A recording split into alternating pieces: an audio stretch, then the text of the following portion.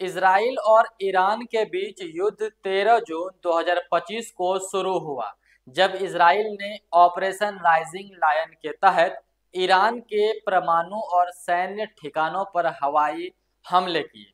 Natanz और Fordow जैसे परमाणु स्थलों को निशाना बनाया गया, क्योंकि इजराइल का दावा था कि ईरान परमाणु हथियार विकसित कर रहा था। हमलों में ईरान के इस्लामिक रिवोल्यूशनरी गार्ड कॉर्प्स के कई वरिष्ठ कमांडर और परमाणु वैज्ञानिक मारे गए। साथ ही तेहरान के रिहायशी इलाकों में नागरिक हताहत हुए।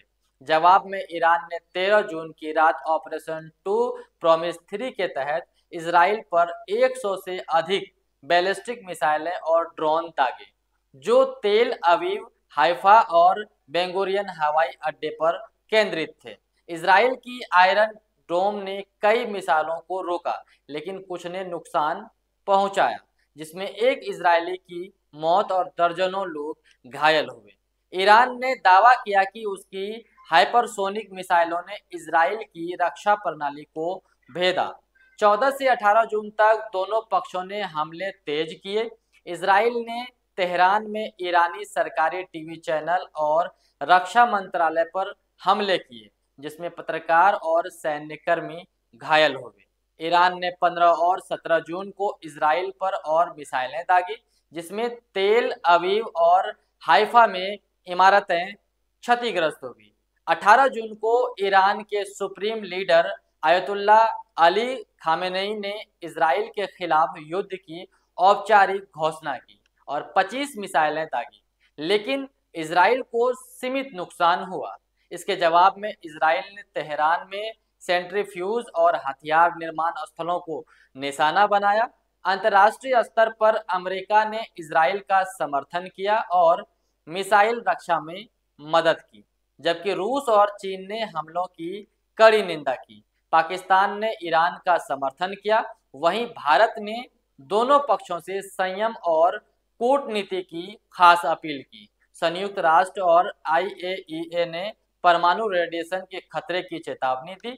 ईरान में 224 से 585 लोगों की मौत और 1277 से अधिक लोग घायल हुए। नतांज परमाणु सुविधा को नुकसान पहुंचा, लेकिन रेडियो धर्मी रिसाव की पुष्टि नहीं हुई।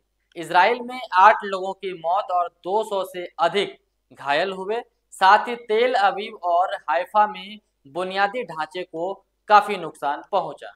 वर्तमान स्थिति तनावपूर्ण है। दोनों पक्ष युद्ध विराम के लिए तैयार नहीं दिख रहे हैं। ईरान ने परमाणु संवर्धन को तेज करने की धमकी दी है, जबकि इजराइल ने और हमलों की चेतावनी दी है। इस बीच विश्व युद्ध की आशंका को लेकर काफी चर्चा तेज हो गई है।